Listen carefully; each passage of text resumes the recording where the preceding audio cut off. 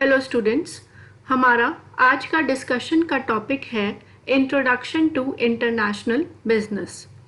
इस वीडियो में हम कवर करेंगे इंटरनेशनल बिजनेस का कंसेप्ट क्या है, उसके फीचर्स क्या हैं, इंटरनेशनल बिजनेस के 5 पीस कौन से हो सकते हैं, ऐसे कौन से रीजंस हैं जिनके कारण बिजनेस ऑर्गेनाइजेशंस इंटरनेशनल बिजनेस में इन्वेस्ट करने के बारे में सोचती हैं और उन्हें इंटरनेशनल बिजनेस में कौन सी प्रॉब्लम्स फेस करनी पड़ सकती हैं। इस वीडियो में हम ये भी कवर करेंगे कि ऐसी कौन सी फोर्सेस हैं जो इंटरनेशनल बिजनेस डिसीजंस को इन्फ्लुएंस करती हैं और साथ ही साथ इंटरनेशनल बिजनेस का स्कोप भी हम करेंगे। सबसे पहले इंटरनेशनल बिजनेस को समझने से पहले हमें पता होना चाहिए कि बिजनेस क्या होता है। बिजनेस एक इकोनॉमिक एक्टिविटी है जो कंटिन्यूएशन बेसिस पर की जा रही है। इसमें प्रोडक्शन हो भी इंक्लूडेड है, परचेज हो, सेल्स, डिस्ट्रीब्यूशन, किसी भी टाइप की इकोनॉमिक एक्टिविटी जो रेगुलर बेसिस पर की जा रही है, जिसका बेसिक ऑब्जेक्टिव है कि प्रोड्यूसर उसका प्रॉफिट अर्न कर सके, वेल्थ एक्वायर कर सके through the satisfaction of consumer. Consumer के लिए जो भी गुड्स और सर्विसेज उसे प्रोवाइड की जा रही है कंटिन्यूएशन बेसिस पर, जो एक कमर्शियल ट्रांजैक्शन है, वो होता है हमारा बिजनेस। अब इसी बिजनेस को अगर नेशनल बाउंड्रीज के बाहर भी किया जाए, जिसे हम कह सकते हैं क्रॉस बॉर्डर कमर्शियल ट्रांजैक्शंस, तो यही बिजनेस हमारा बन जाएगा इंटरनेशनल बिजनेस।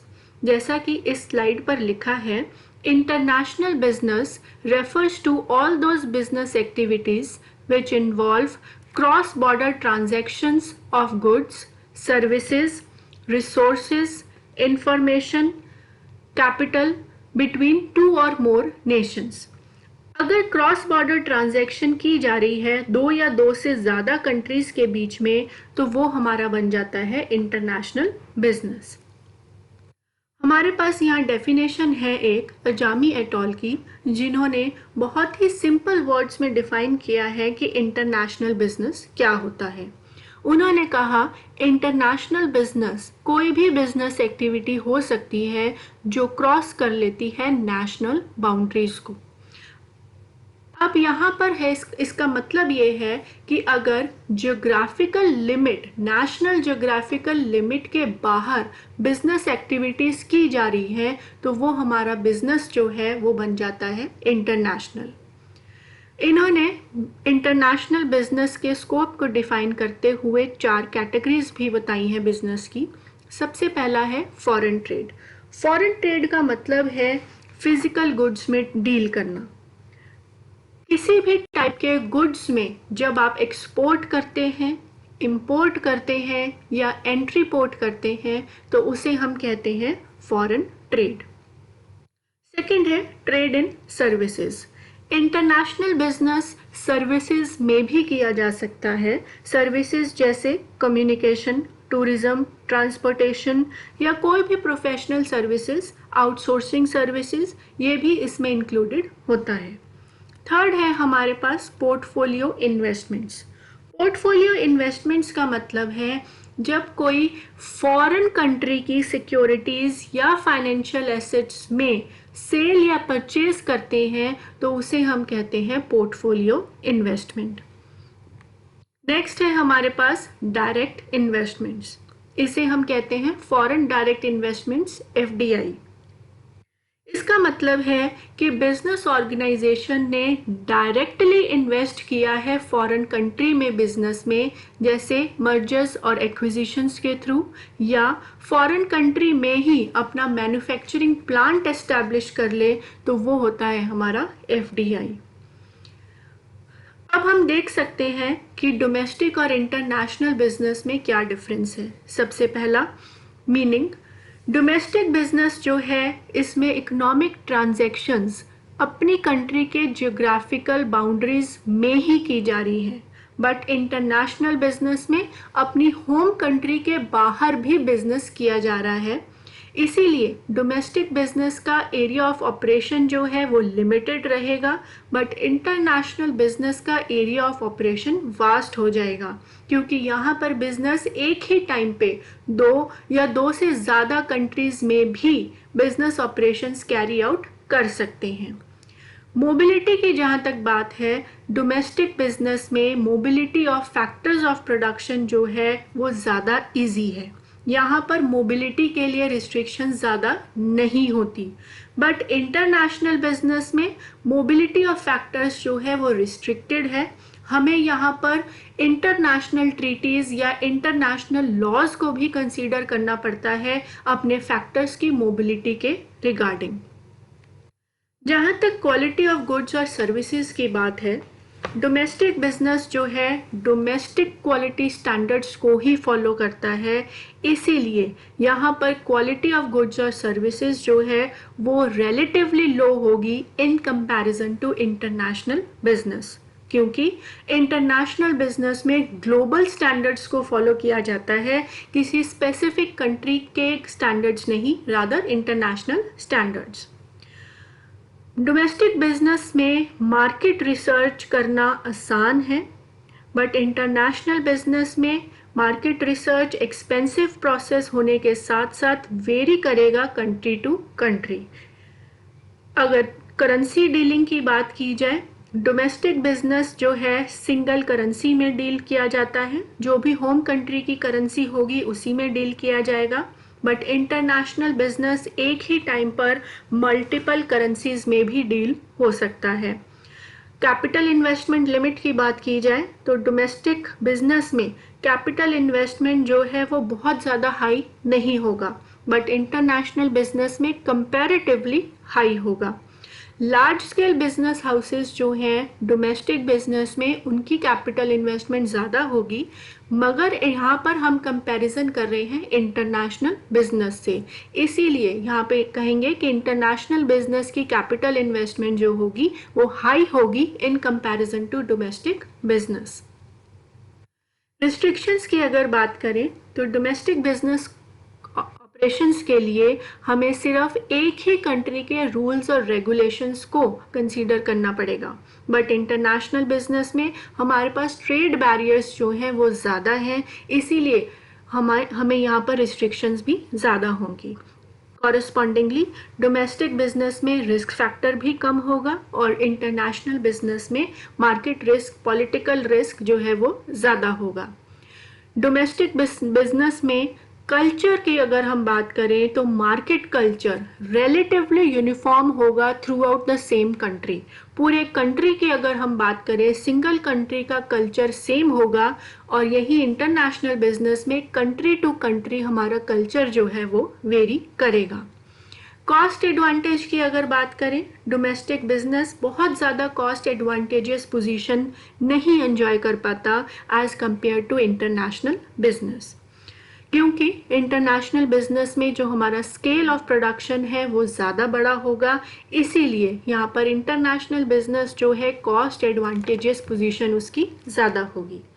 जहाँ तक एनवायरमेंटल फैक्टर्स की बात है, डोमेस्टिक बिजनेस में एक ही कंट्री के एनवायरमेंटल फैक्टर्स का इफेक्ट होता है, बट इंटरनेशनल बिजनेस में डोमेस्टिक एनवायरमेंटल फैक्टर्स के साथ साथ फॉरेन कंट्री जिस कंट्री में हम ट्रेड कर रहे हैं और इंटरनेशनल एनवायरमेंटल फैक्टर्स, इन तीनों का इफेक्ट इंटरनेशनल बिजनेस पर पड़ता है। इस पॉइंट से हमें पता चलता है कि इंटरनेशनल बिजनेस में कंपटीशन जो है हमें 3 लेवल्स पर फेस करना पड़ता है। नेशनल और फॉरेन प्लेयर्स के साथ साथ हमें लोकल प्लेयर्स के साथ भी compete करना पड़ता है। अगर कोई कंपनी सपोज इंडिया की कोई बिजनेस ऑर्गेनाइजेशन है, वो इंटरनेशनल ट्रेड करना चाहती है, तो सबसे पहले उसे अपने लोकल प्लेयर्स से compete करना पड़ेगा और साथ ही साथ फॉरेन प्लेयर्स के साथ भी compete करना पड़ेगा। लोकल प्लेयर्स के साथ compete करना पड़ेगा ताकि डोमेस्टिक कंट्री में वो ज़्यादा बेटर परफॉर्मेंस दे सके। नेशनल प्लेयर्स के साथ compete करना पड़ेगा जो पूरे कंट्री लेवल पर ऑपरेशंस कर रहे हैं, और साथ ही जिस फॉरेन कंट्री में आप ट्रेड करने का सोचते हैं उस कंट्री के भी जितनी भी बिजनेस हाउसेस हैं उनके साथ भी हमें compete करना पड़ता है। अब फीचर्स की बात करते हैं, फीचर्स ऑफ इंटरनेशनल बिजनेस। तो सबसे पहला पॉइंट है sensitivity. International business is very sensitive in nature. अब यहाँ पर बिजनेस को सेंसिटिव इसलिए कहा गया है क्योंकि इंटरनेशनल बिजनेस जो है बहुत ज़्यादा इफेक्टेड होता है फॉरेन कंट्री की इकोनॉमिक पॉलिसीज़ कैसी हैं, टेक्नोलॉजिकल इन्वायरमेंट कैसा है, पॉलिटिकल इन्वायरमेंट कैसा है। तो हमें फॉरेन कंट्री के जितने भी एनवायरमेंटल फैक्टर्स हैं उनका डायरेक्ट या इनडायरेक्ट इम्पैक्ट बिजनेस पर पड़ता है। Integrates economies. International business economies को इंटीग्रेट करता है। जैसे फॉर एग्जांपल, अगर हमने कोई प्रोडक्ट एक कंट्री में डिज़ाइन किया, सेकेंड कंट्री में हमने उसके पार्ट्स प्रोड्यूस करे, थर्ड कंट्री में जाके हमने असेंबल किए, किसी XY कंट्री के हमने फाइनेंसेस लिए, किसी और कंपनी का हमने लेबर यूज़ किया, तो बेसिकली एक सिंगल प्रोडक्ट बनाने के लिए बहुत सारी इकोनॉमीज़ को इंटीग्रेट किया गया है। तो ये इंटरनेशनल बिजनेस का एक बहुत इंपॉर्टेंट फीचर है। इसके साथ साथ हमें ये भी ध्यान रखना चाहिए कि इंटरनेशनल बिजनेस में डिसीजन लेना इजी नहीं है, बहुत ही ज़्यादा कॉम्प्लिकेटेड है, क्योंकि यहाँ पर एनवायरमेंटल फैक्टर्स बहुत ज़्यादा हैं जिनका इफ़ेक्ट बिजनेस पर पड़ सकता है। जैसे एक ही टाइम पे कंपनी को मल्टीपल करेंसीज से डील करना पड़ सकता है, लीगल पॉलिटिकल एनवायरनमेंट अलग हो सकता है हर कंट्री का, इकोनॉमिक और कल्चरल सिस्टम्स भी वेरी करते हैं कंट्री टू कंट्री, इसीलिए डिसीजन मेकिंग जो है इंटरनेशनल बिजनेस में कॉम्प्लेक्स माना जाता है। अनसर्टेनिटी, किसी भी बिजनेस की तरह इंटरनेशनल बिजनेस भी अनसर्टेन एनवायरनमेंट में एग्जिस्ट करता है। यहाँ पे आउटकम क्या होगा ये हम सर्टेनिटी से नहीं कह सकते, क्योंकि एनवायरमेंटल फैक्टर्स कभी भी चेंज हो सकते हैं जिनका फेवरेबल या अनफेवरेबल इम्पैक्ट हमारे बिजनेस पर हो सकता है। कीन कंपटीशन, इंटरनेशनल बिजनेस में हमें कंपटीशन हर लेवल पर फेस करना पड़ता है। इसके साथ साथ अनइक्वल कंट्रीज का भी कंपटीशन इसमें होता है, जैसे between developed and developing Nations. अगर हमने कोई प्रोडक्ट बनाया, हम फॉरेन कंट्री में उसे लेके जा रहे हैं, तो वहाँ की फॉरेन कंट्री हो सकता है हमसे ज़्यादा एडवांस्ड हो, या हो सकता है हमसे लोअर लेवल पर हो इन टर्म्स ऑफ डेवलपमेंट। तो हर केस में हमें वहाँ पे कंपटीशन फेस करना पड़ेगा। International restrictions, international restrictions guide करती हैं इंटरनेशनल बिजनेस ऑपरेशंस को। हमारा कितना इनफ्लो या आउटफ्लो हो सकता है कैपिटल का, टेक्नोलॉजी का, रिसोर्सेज का, गुड्स का, सर्विसेज का, ये हमारे इंटरनेशनल एग्रीमेंट्स या कन्वेंशंस जो हैं हमारी गाइडलाइंस की तरह काम करती हैं और जिन्हें ध्यान में रखना बहुत ज़रूरी है इंटरनेशनल बिजनेस ऑपरेशंस में। नेक्स्ट है importance of science and technology. आज की डेट में साइंस और टेक्नोलॉजी बहुत ही क्रूशियल रोल प्ले करती है इंटरनेशनल बिजनेस में। अगर कोई कंपनी एडवांस्ड टेक्नोलॉजी के बेसिस पर प्रोडक्शन कर रही है तो सबसे पहले वो लार्ज स्केल ऑफ प्रोडक्शन कर सकती है, बेटर क्वालिटी प्रोडक्ट्स प्रोवाइड कर सकती है कम कॉस्ट पर। अगर ऐसा होगा बेटर टेक्नोलॉजी के यूज़ से तो कंपनी का ग्रोथ प्रॉस्पेक्ट्स जो हैं वो बढ़ जाएंगे इंटरनेशनल मार्केट में। नेक्स्ट है हमारे पास इंटरनेशनल बिजनेस के 5 P's। जैसे हमारे मार्केटिंग मिक्स के P's होते हैं उसी तरीके से इंटरनेशनल बिजनेस के भी हमारे 5 P's हैं। सबसे पहला है प्रोडक्ट। हमने कौन से प्रोडक्ट में इंटरनेशनल मार्केट में ट्रेड करना है उसके रिगार्डिंग डिसीजन। प्रोडक्ट फॉर्मुलेट कैसे किया जाएगा, उसकी स्पेसिफिकेशंस क्या होंगी। सेकंड है प्राइस। इंटरनेशनल मार्केट में हमारी प्राइसिंग पॉलिसी क्या होगी जिससे हमें मैक्सिमम प्रॉफिट अवेल हम कर सकें। थर्ड है प्रॉक्सिमिटी। प्रॉक्सिमिटी का मतलब है नियरनेस। हम कौन से, हमारी टारगेट कंट्रीज कौन सी होंगी, क्या हमारी नेबरिंग कंट्रीज ही होंगी या फार फ्लंग कंट्रीज में हम अपने प्रोडक्ट ऑफर करेंगे। अगर नेबरिंग कंट्रीज़ में ही हम ऑफ़र करते हैं और हमें मैक्सिमम प्रॉफिट अवेल कर सकते हैं तो हम दूर की कंट्रीज़ को नहीं कंसीडर करेंगे। प्रेफरेंस, कस्टमर की प्रेफरेंस क्या है? अगर हम किसी फॉरेन मार्केट में जा रहे हैं तो हमें ये चेक करना ज़रूरी है कि कस्टमर कौन से प्रोडक्ट्स को, फॉरेन प्रोडक्ट्स को प्रेफर करते हैं। अगर कस्टमर की प्रेफरेंस फेवरेबल है हमारे प्रोडक्ट के लिए, हम तभी उस मार्केट में जाएंगे। नेक्स्ट है प्रमोशन। साइंस और टेक्नोलॉजी के हेल्प से प्रमोशन और मार्केटिंग बहुत इजी हो गया है, तो कौन से मेजर्स, हम प्रमोशनल मेजर्स यूज़ करेंगे, इस चीज़ का डिसीजन भी लिया जाता है इंटरनेशनल बिजनेस में। अब बेसिक क्वेश्चन आता है कि बिजनेस ऑर्गेनाइजेशंस इंटरनेशनल मार्केट में एंटर करने के बारे में सोचती क्यों हैं? तो इसके बेसिकली दो रीज़न हैं, पुल फैक्टर्स या पुश फैक्टर्स। पुल फैक्टर्स का मतलब है प्रोएक्टिव रीजंस, जो कंपनी एडवांस में ही सोच लेती है कि फ्यूचर प्रॉस्पेक्ट्स हमारे ब्राइटर होंगे अगर हम फॉरेन मार्केट में चले जाते हैं तो।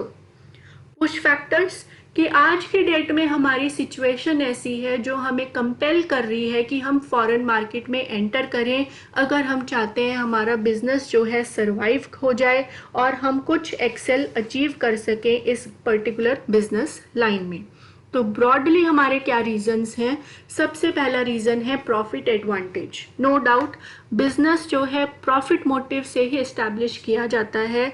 अगर फॉरेन मार्केट में ज़्यादा प्रॉफिट मिलेगा तो कोई भी बिजनेस हाउस फॉरेन मार्केट में ही ट्रेड करना पसंद करेगा। सेकेंड है ग्रोथ अपॉर्चुनिटीज़।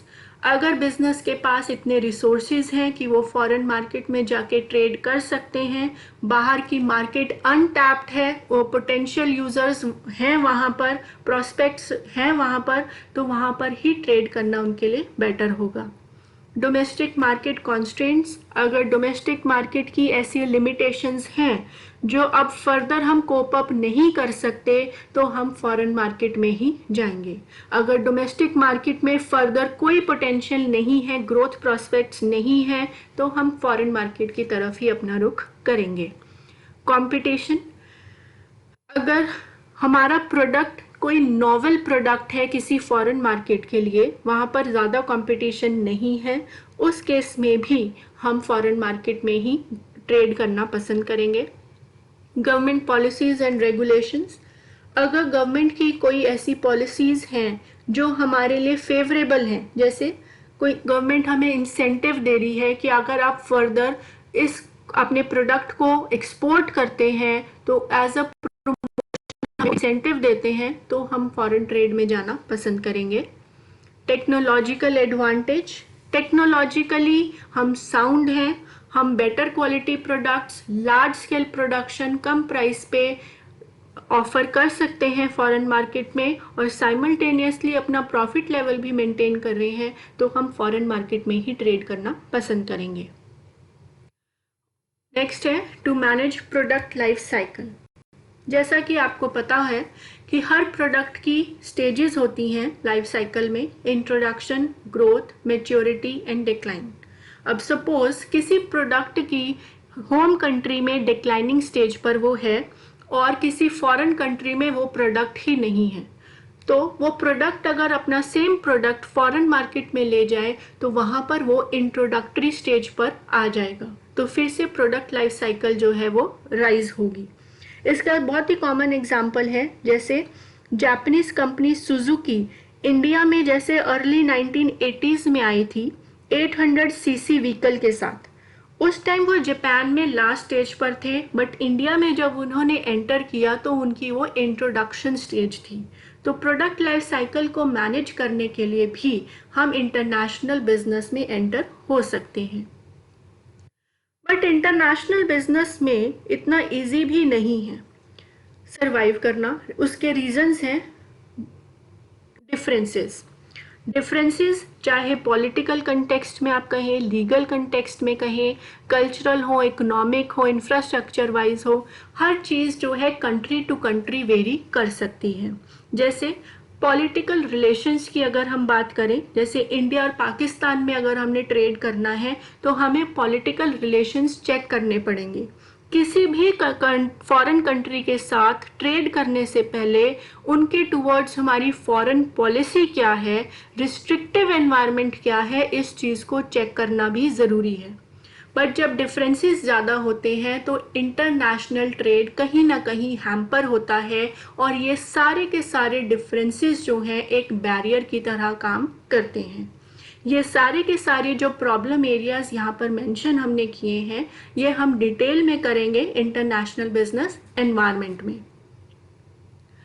नेक्स्ट है दो फोर्सेस जो इंटरनेशनल बिजनेस डिसीजंस को गवर्न करती हैं।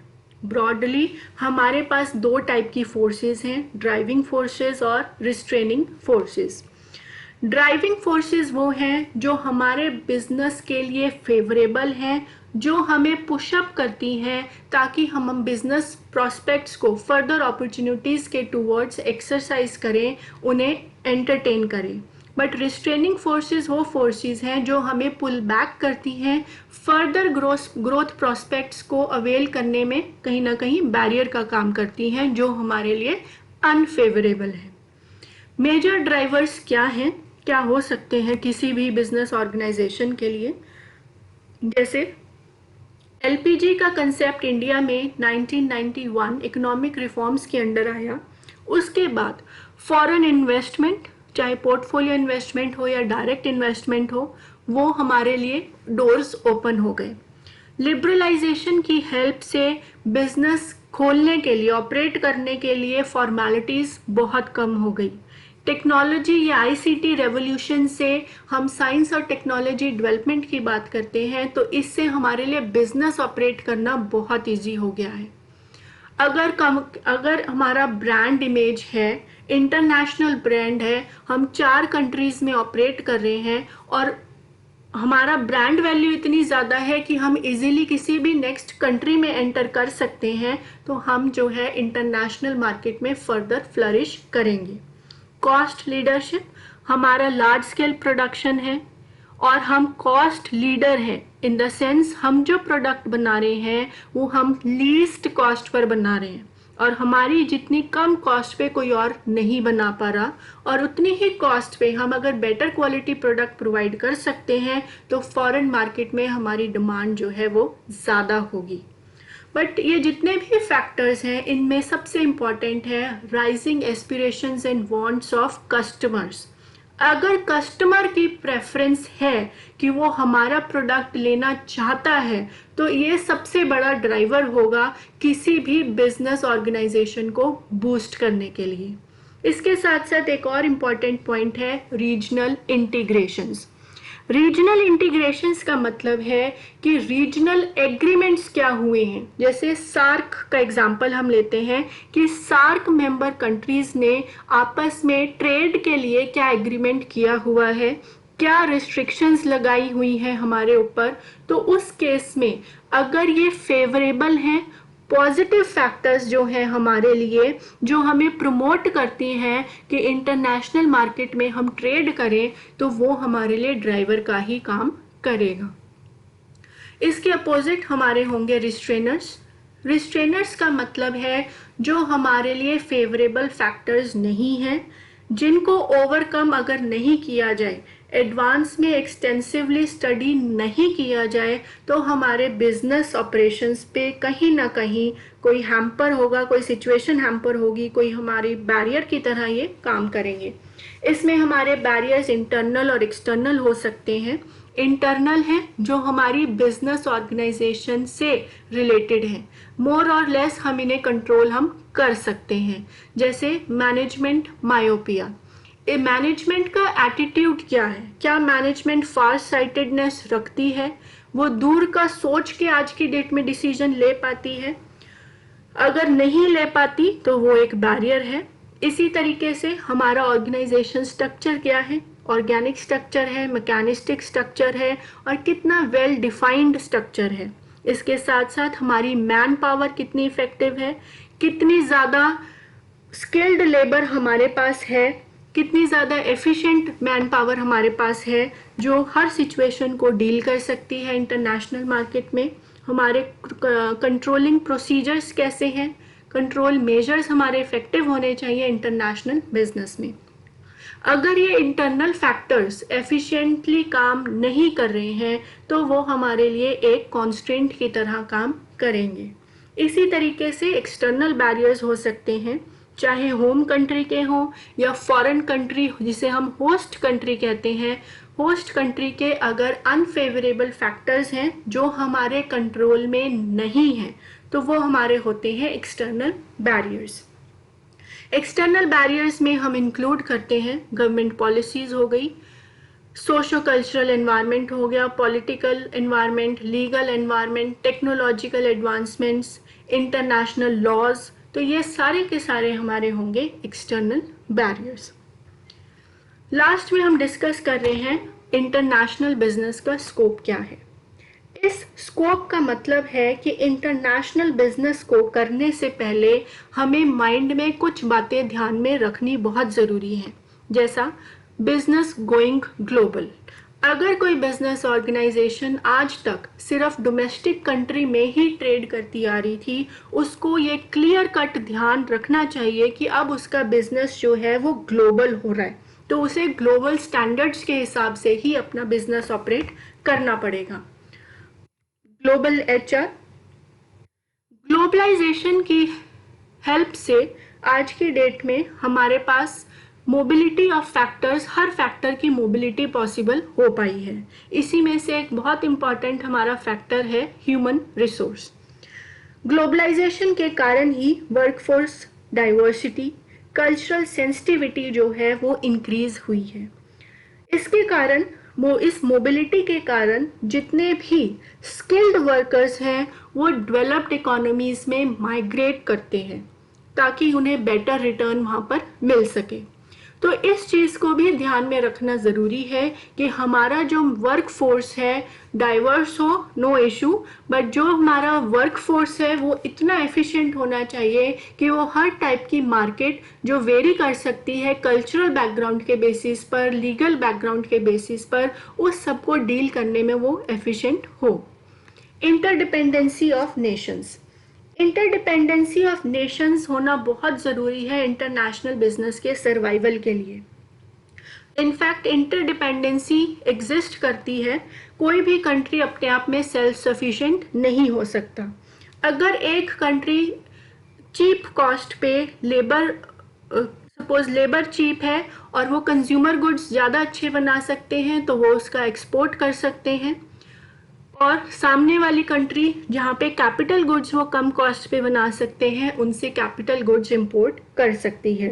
तो इंटरनेशनल बिजनेस जो है बेसिकली बिजनेस अपॉर्चुनिटीज़ जो हैं, कंज्यूमर प्रेफरेंसेस, बिहेवियर, एम्प्लॉयज़ या जितने भी एनवायरमेंटल फैक्टर्स हैं, इन सबको कंसीडर करके इंटरकॉन्टिनेंटल कंपैरिजन करने में भी हेल्प करते हैं। Internationalisation of finance and investments, इसको अगर हम वन वर्ड में डिफाइन करें तो ये है फाइनेंशियल ग्लोबलाइजेशन। फाइनेंशियल ग्लोबलाइजेशन का मतलब है कि आज की डेट में इन्वेस्टर्स जो हैं direct investment that is FDI वो कर सकते हैं मर्जर और एक्विजिशन के थ्रू या प्लांट एस्टैब्लिशमेंट के थ्रू, या दूसरा इनडायरेक्ट इन्वेस्टमेंट जिसे हम पोर्टफोलियो इन्वेस्टमेंट कहते हैं, सेल और purchase of financial assets of other countries. ये चीज़ भी पॉसिबल हुई है इंटरनेशनल बिजनेस या ग्लोबलाइजेशन के कारण। फॉरेन एक्सचेंज, फॉरेन ट्रेड के कारण एवरेज डेली टर्नओवर जो है ग्लोबल फॉरेन एक्सचेंज का वो कंटिन्यूसली ग्रो हो रहा है। तो इंटरनेशनल बिजनेस जो है फॉरेन एक्सचेंज रिजर्व्स की पोजीशन पर भी इफेक्ट डालता है, पॉजिटिव और नेगेटिव, वो डिपेंड करेगा कि कंपनी के एक्सपोर्ट्स और इंपोर्ट्स कितने हैं। इंटरनेशनल ट्रीटीज, आज की डेट में ऑलमोस्ट सभी कंट्रीज जो हैं इंटरनेशनल एग्रीमेंट्स का पार्ट हैं, चाहे वो एग्रीमेंट्स बायलैटरल हो, रीजनल हो, मल्टीलेटरल एग्रीमेंट्स हो, कन्वेंशंस हो, एग्जीक्यूटिव एग्रीमेंट्स हो।